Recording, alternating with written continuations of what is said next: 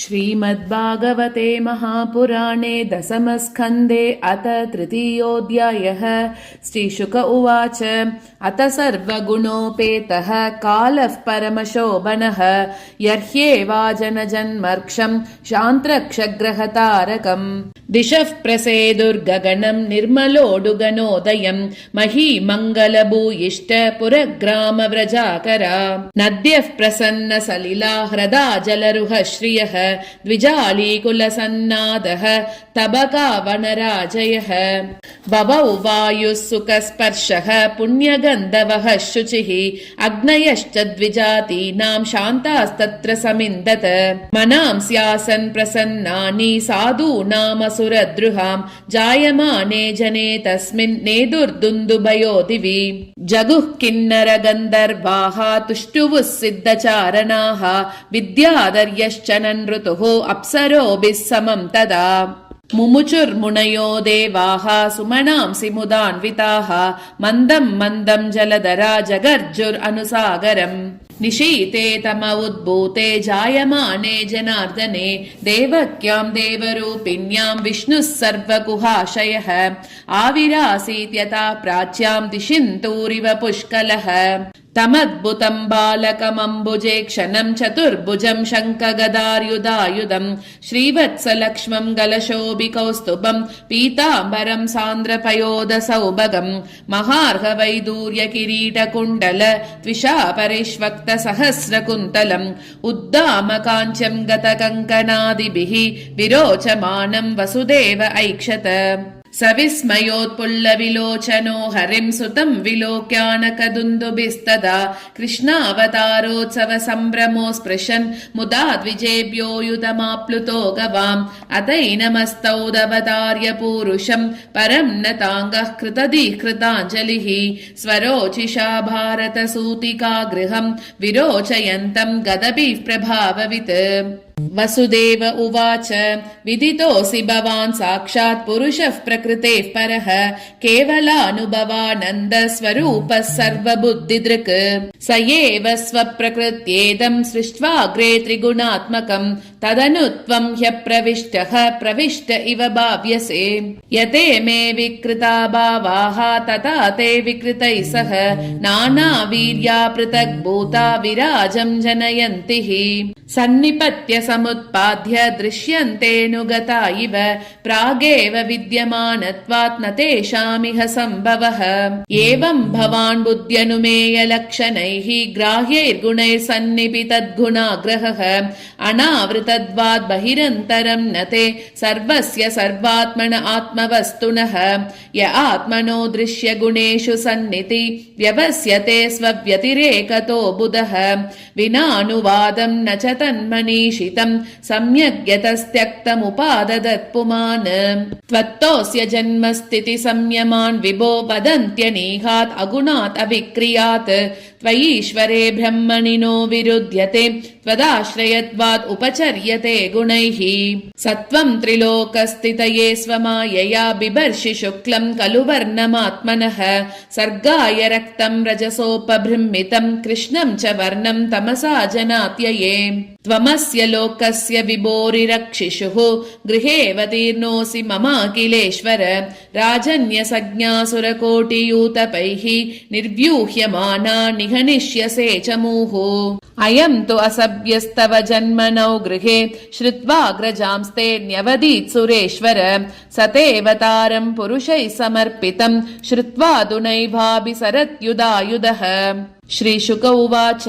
अतैनमात्मजं वीक्ष्य महापुरुषलक्षणं देवकी तम् उपादावत् कंसाद्भीता शुचिस्मिता देवक्युवाच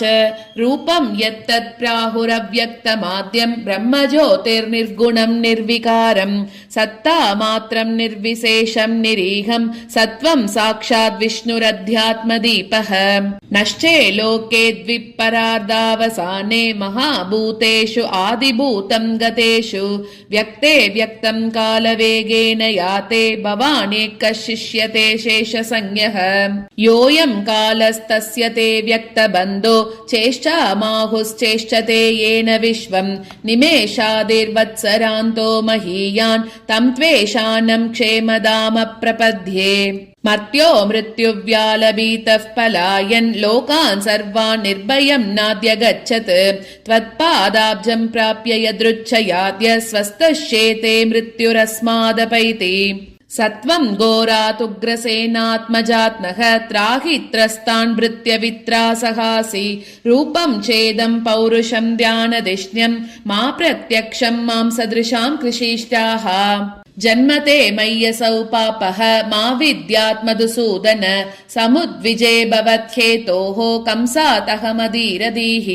उपसंहार विश्वात्मन् अधो रूपम् अलौकिकम् शङ्खचक्रगदा पद्म श्रियाजुष्टं चतुर्भुजम् विश्वं यदेतत्स्वतनौ निशान्ते यथावकाशं पुरुषः परो भवान्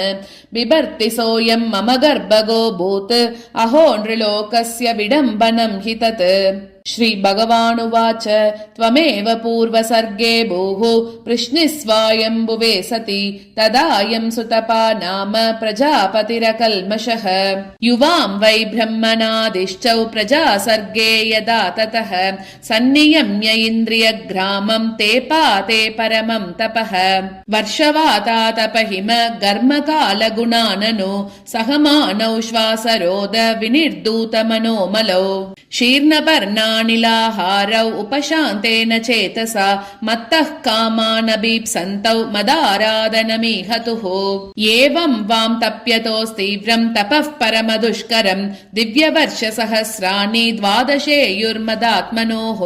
तदा वां परितुष्टोऽहम् अमुना वपुषा नगे तपसा श्रद्धया नित्यं भक्त्या च हृदि भावितः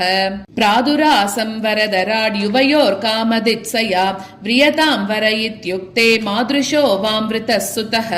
अजुष्टग्राम्य विषयौ अनपत्यौ च दम्पती नवव्रादेपवर्गं मे मोहितौ मम मायया गते मयि युवां लब्ध्वा वरं मत्सदृशं सुतं ग्राम्यान् भोगान् अभुज्ञातां युवां प्राप्तमनोरथौ अदृष्ट्वान्यतमं लोके शील औदार्य गुणैः समम् अहं सुतो वामभवम् पृश्निगर्भ इति श्रुतः तयोर्वां पुनरेवाहम् अदित्यामास कश्यपात् उपेन्द्र इति विख्यातः वामनत्वाच्च वामनः तृतीयेऽस्मिन् भवेऽहं वै तेनैव वपुषा तवां जातो भूयस्तयोरेव सत्यं मे व्याहृतं सति एतद्वां दर्शितं रूपं प्राग्जन्मस्मरणाय मे नान्यथा मद्भवं ज्ञानं मर्त्यलिङ्गेन जायते युवां मां पुत्रभावेन ब्रह्मभावेन चासकृत् चिन्तयन्तौ कृतस्नेहौ यास्येते मद्गतिं पराम् श्री शुक उवाच इत्युक्त्वासीत् हरिस्तूष्णीं भगवान् आत्ममायया पित्रो सम्पश्यतो सद्यः बभूव प्राकृतः शिशुः ददश्च शौरिः भगवत्प्रचोदितः सुतं समादाय ससूतिका गृहात् यदा बहिर्गन्तुमियेष तर्ह्यजा या योगमाया जनिनन्दजायया तया हृतप्रत्यय सर्ववृत्तिषु द्वास्तेषु पौरेष्वपि शायितेष्वत द्वारस्तु सर्वाः पिहिता दुरत्यया बृहत्कपाटाय सकीलशृङ्खलैः ताः कृष्णवाहे वसुदेव आगते स्वयं व्यवर्यन्त यथा तमोरवेः ववर्षपर्जन्य उपांशु गर्जितः शेषोऽन्वगाद्वारि निवारयन् पणैः मगो निवर्षत्य सकृत्य मानुजा गम्भीरतो यौगजवोर्मिपेनिला भयानकावर्तशताकुला नदी मार्गं ददौ सिन्धुरिव श्रियः पतेः नन्दव्रजं शौरिरुपेत्य तत्र तान् गोपान् प्रसुप्तान् उपलभ्य निद्रया सुतं यशोदा शयने निदाय तत् सुतामुपादाय पुनर्गृहानगात् देवक्या शयनेन्यस्य वसुदेवो तदारिकां प्रतिमुच्य पदोर्लोहम् आस्ते पूर्ववदावृतः यशोदानन्दपत्नी च जातम् परमबुध्यत न तल्लिङ्गम् परिश्रान्ता निद्रयापगत स्मृतिः इति श्रीमद्भागवते महापुराणे पारमहंस्याम् संहितायाम् दशमस्कन्धे पूर्वार्ते कृष्णजन्मनि तृतीयोऽध्यायः।